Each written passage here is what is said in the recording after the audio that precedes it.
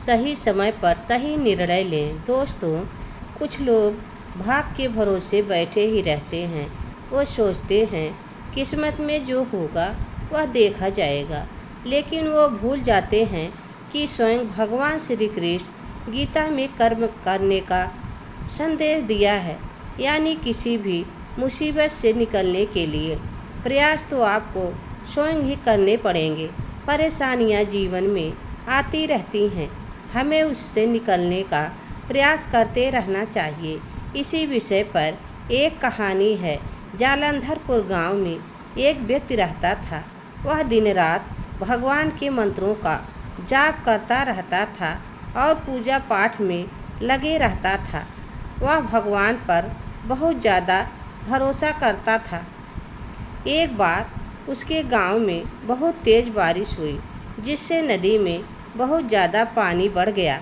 बाढ़ को देखकर गांव वालों ने दूसरे जगह पर जाने का विचार बनाया। उसे समय भक्त ने सोचा, जब तक भगवान मुझे खुद बचाने नहीं आएंगे, मैं अपना गांव छोड़कर कहीं नहीं जाऊंगा।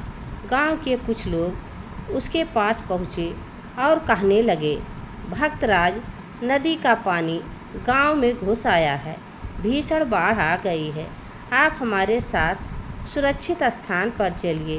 भक्त ने लोगों से कह दिया, मुझे भगवान पर भरोसा है, वे अपने भक्त को कुछ होने नहीं देंगे, वे स्वयं मुझे बचाने आएंगे। भक्त की बात सुनकर गांव वाले आगे बढ़ गए। कुछ देर बाद नदी का पानी उसके घर में घुसने लगा। तभी एक व्यक्ति नाव लेकर उसके पास पहुंचा और कहा, भक्तराज जी, जल्दी कीजिए, बाढ़ का पानी किसी भी समय आपके घर को बहा ले जा सकता है। तुरंत इस नाव में बैठकर सुरक्षित स्थान की ओर चलिए। उस नाव वाले व्यक्ति से भी भक्त ने वही कहा कि भगवान ही मुझे बचाने आएंगे। कुछ समय बाद पानी और ज़्यादा बढ़ गया। तभी उसे एक बड़े पेड़ का तनाव बहता हुआ दिखाई दिया, लेकिन उसने उस तने की मदद से भी जान बचाने की कोशिश नहीं की। अब वह भगवान के मंत्रों का जाप करने लगा और डरने लगा।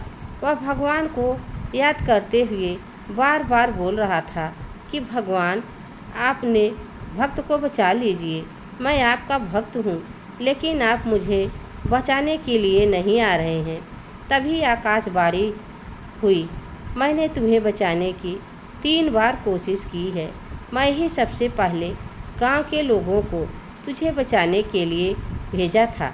इसके बाद एक नाव वाला बनकर मैं खुद आया।